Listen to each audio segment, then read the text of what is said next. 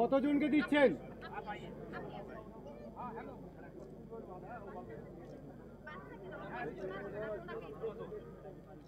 দিদি কতজনের হাতে দিলেন?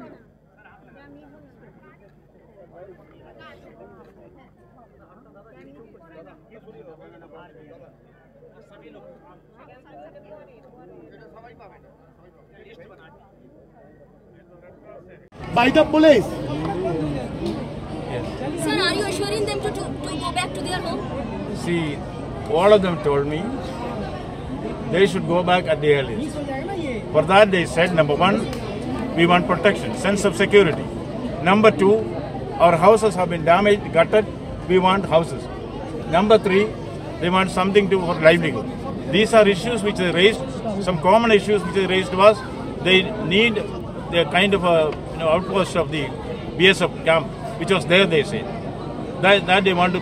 These are all issues which they raised. I have to analyze it, take it up with the appropriate authorities for the decision. Sir, what kind of atrocities the women